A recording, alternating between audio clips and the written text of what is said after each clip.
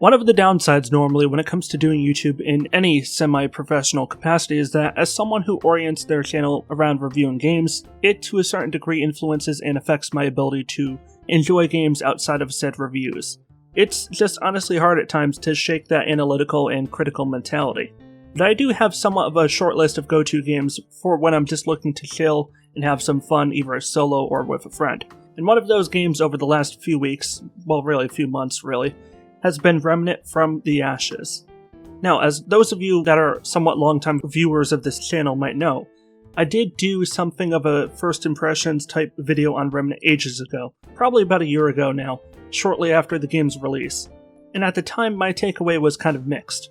There were several things that I did give the game credit for, but there were a lot of gameplay balance issues, and an overall systemic problem, quality assurance, that I felt limited the game from reaching its full potential. Well, after about 13 months of fairly regular updates, as well as a mixture of both paid and free content updates and DLC, it just seems appropriate to update my stance on the game, given how these additions have had a noticeable impact in reshaping and expanding upon the game's core foundations at launch. This likely will not be a mammoth-sized video, nor is it intended to entirely take the place of my original coverage of the game. So I highly recommend you watch that video first, if you're looking for a full breakdown of my thoughts on the game back then. Also, this won't really focus that much on my thoughts on the game's DLC. I will probably do something separate on that, if there's any interest, and assuming I get done covering Avengers sometime in the near future, which at this point is seeming unlikely. There's simply so much to talk about there. But that is not what we're going to talk about today, so enough said there. One misconception I think is fairly common in regards to how people see the game is that this game is very Dark Souls-esque. While it does take a lot of inspiration from Dark Souls in terms of the combat flow with a strong focus on bosses and elite-type enemies dealing devastating amounts of damage, with even average minions being fairly moderate damage dealers to all but the most heavily armored player. And of course, the concept of having manual save stations that allow you access to a place where you can upgrade your weapons and equipment, that being one of the most famous game mechanics featured in Dark Souls. Although it certainly wasn't exclusive to it. The farther you progress into the game, the less the two games really share in common. Remnant is a very difficult game when you're low-leveled. This isn't a game where you quickly go from being a nobody to being god-tier overpowered in just a few hours. Speaking as someone who's put in close to 25 hours in game, which was divided between completing the story campaign and also just exploring the world and grinding for XP on the side, not including the extra 15 hours or so I've spent more recently on playing through the game's two paid DLC expansions, I'm still very far from upgrading all my character perks to their max stat. By the way, for those that don't feel like doing the math, I've altogether put in a little over 40 hours of time in-game as of the time of recording this video. I could probably spend another 10 to 20 hours in-game, and there might still be something worth doing or upgrading. That said, once I played through about half of the game's campaign content, probably at about the 10-hour mark, my character was powerful enough to the point that only the most elite enemy types or a boss could really prove even mildly dangerous to me individually. I mean, I could still be killed by a mosh pit of enemies, but individual enemies don't really do much damage to you when you're at that part of the game. So from a leveling perspective, I suppose you could say character perks and character levels are easy to acquire, but very time consuming if you want to grind in order to reach the level cap for each perk. Unlike most RPGs, crafting isn't really a thing, but trading most certainly is. An increasing amount of your time as you get further and further into the game will be spent upgrading your weapons of choice and your equipment by acquiring certain materials found, for the most part, scattered around the game's various worlds. Alternatively, you also have access to NPCs in your base that you can go to in order to buy certain common materials or transform rare materials into lower quality materials in return. I suppose that is the one exception to the whole no crafting mindset in hindsight, but breaking down materials without the option to go the opposite direction and combine lower grade materials in order to craft higher grade ones does kind of feel pointless. Why include half a crafting system and not the other?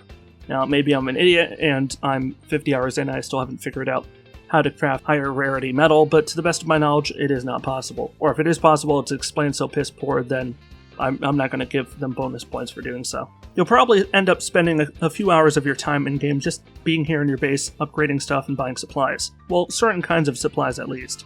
As far as ammo and health go, unless you're being reckless and also absolutely refusing to pick up anything dropped from enemy bodies, odds are you're going to get by just fine by scavenging and looting whatever or whoever is in the area. The only times you'll really need to get properly geared up is when you're heading into a difficult boss encounter. I remember when me and a friend were preparing for the final boss of the main campaign. We recklessly went in the first time and promptly ran out of ammo and died. So in hindsight, when we were forced to reflect upon the problem, we followed up on the most appropriate solution possible. Buy about 20 ammo boxes apiece, about a dozen vials of health replenishing potions, and of course buy a few doses of adrenaline and frenzy dust for good measure. Because when in doubt, going in armed to the teeth like Rambo, but comparatively with even more metaphorical steroids, usually wins out in the end. While I won't say we succeeded immediately on our second renewed attempt, but rather more like on the fourth or fifth attempt, having more supplies at our disposal made the face-off considerably more even-sided. Well, somewhat at least. Now I know the natural follow-up question is how do you know the difference between normal difficulty boss and a especially challenging one? And I really have no clear answer for you. Every boss has their own unique attack pattern, health bar, and potentially other obstacles for you to deal with, like them having armor, or them swarming you with smaller enemy minions every few seconds the moment you get in a few direct shots on them. The exact mannerisms vary. The simple answer is if you manage to live and beat them, congrats, you've proved yourself more than their match, or at the very least, less incompetent than they are. That's usually how I, think of myself. If you die or run out of ammo, then die, it might not be such a bad idea to just go back to the base, pick up a dozen bottles of frenzy dust, stock up on ammo boxes, buy some bloodwort, and then run back to the portal as quick as you can to get back to the entrance of whatever boss area you last died in. And this time, rely on your equipment more, dodge whatever incoming blows are hurled at you as quickly as possible, and overall just pray to God and hope for the best, or pray to whatever. I pray to Shrek if you want, I don't care. I'm not your priest. Over the last year, I've kind of had this slow, gradual upward incline in terms of my feelings towards Remnant. At the start, I was kind of meh, I tolerated it. Then as I started to really appreciate the combat flow and ultimately killed my first boss, I started to mostly like it. Ultimately, after playing through the first, I would say 60% of the game by myself, then completing the remaining portion with a friend via the game's online co-op, taking advantage of the Steam and Epic crossplay functionality, with me owning a Steam copy and my friend having picked up a copy on Epic during the week-long giveaway, I ultimately had quite a blast playing Remnant. It's not exactly what I would consider a Game of the Year contender, but it's pretty solid as a smaller budget, AA-sized production. It's certainly not quite as extensive as an experience as your typical AAA game, but it is quite as janky as far as bugs and technical hiccups go. Remnant is truly one of those few games in the modern era of gaming where it's easy to learn, but very difficult to master, and that's something we had a lot of in the 90s, but to a certain degree we had those kinds of games in the 2000s, but in the era of more AAA developers just stuffing games full of microtransactions and XP boosters and all that, that's something that's kind of gone by the wayside, and I'm quite happy that Remnant brought it back to some degree. This game has a ton of different mechanics you'll have to grapple with, and a very extensive and honestly quite creative character upgrade system, which enables you to pursue any number of upgrade options. If you want to try your luck with only a minimal number of upgrades, truly hardcoring it, you can, or if you want to spend dozens of hours maximizing every bloody trait in existence, you can.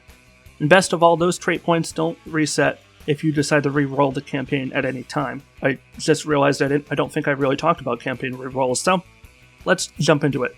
While staying true to the game's D&D inspired roots, it seems, you do at any point have the option of completely resetting the game's campaign, which will effectively result in the game automatically altering and randomizing a number of important factors, including what bosses appear in the game and in what order, what weapon mods you can collect in your playthrough, the weapons and items you can find and add to your collection, etc. The game not only doesn't force you to grind, it actually makes you want to grind it and rewards you for doing so. You get to keep all the weapons and traits you've unlocked in your previous walkthrough, allowing you to potentially find even more cool stuff in your new playthrough.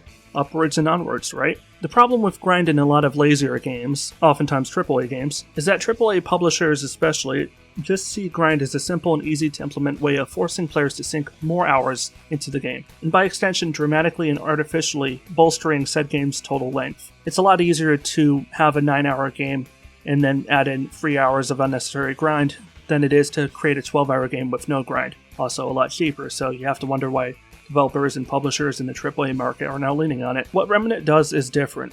If you just want to beat the main campaign and that's it, you can do that. You can play through all of it without a single reroll. The game will always provide you with enough opportunities to unlock a decent number of weapons and items no matter what. But if you want to unlock as much as possible, there is that alternative means of play for you, available at any time. It kind of reminds me of how I feel about The Forest. If you've ever played The Forest, you're going to know exactly what I'm talking about. If not, no problem. You can survive perfectly fine with just what your basic survival book has in terms of crafting blueprints. But if you want to go over the top with the creative, more cosmetic side of the game, decorating your new expansive castle-sized base complete with multiple preset building types, a dozen or so different kinds of defenses and traps, and a slew of totems made using the flesh of fallen enemies, you can. In both cases, we're talking about functionality that can affect gameplay, but in of itself is not necessary to the gameplay experience from a player's perspective. One thing that continues to stand out to me every time I jump into a new world for the first time is how beautiful and diverse the environments are for each map. No two maps are alike, and I honestly mean that. There's a ton of visual variety as far as the in-game environments go. The scale of variety likewise applies to enemies. I didn't do an exact nose count of every single enemy type I've ever encountered in my so far lengthy amount of time spent in game, but between accounts provided by various wiki pages and looking back at my own captured gameplay, I would put a rough estimate at about 40 to 50 enemy types.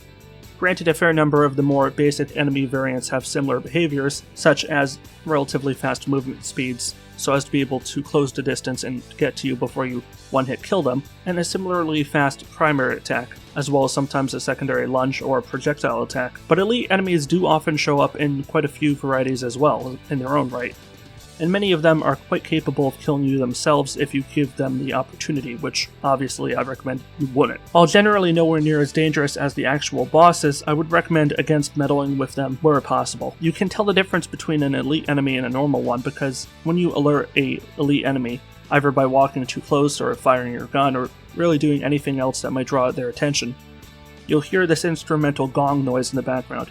You'll hear it again when you kill them, or alternatively if they kill you. I really hope we eventually get to see a full sequel one day for Remnant. It seems with their multiple DLC expansions and even more recently their 1 week long giveaway on the Epic Games Store, where people were able to claim the full game and add it to their permanent library, if they claimed it within the specified week, is an indicator that the developers are very confident in the state of the game at the moment. If we do get a sequel, all I can say is I really hope they keep the gameplay formula and general foundations of the game, and just add more to it. I would love a slightly longer campaign. I don't need a 40-hour long campaign. This isn't The Witcher 4, I don't expect that here, but maybe 25 hours or 30 hours instead of the current 18-ish hour long average. More weapons would be an absolute must. More bosses, maybe a more expansive Fallout-style dialogue system with a tied-in morality system, maybe even faction diplomacy, and also maybe increase the amount of levels in each world slightly, maybe from its current allotment of roughly 4 to more like 6. And I also wouldn't mind more hidden secrets and environmental puzzles. Even though this is not strictly relevant since this was in one of the DLCs, there was this really excellent dungeon puzzle they did in another world in the DLC, and I'd love to see more of that come to the base game in a future Remnant 2, or whatever it ultimately gets called, if the developers do choose to franchise this game, as I believe to some extent they will. But on that note, that's where I'm going to wrap it up for today. If you enjoyed this video or found it informative, I'd really appreciate it if you'd consider supporting the channel, and I'm not talking about Patreon or anything, I don't expect that from anyone. What would really help me out is if you'd consider giving this video a like and commenting below. You can talk to me anytime in the comments, I'm pretty good about replying to comments fairly quickly, for the most part. Feel free to say whatever you like or ask me anything, even if it's not strictly anything to do with the video. I'm always happy to chat with everyone.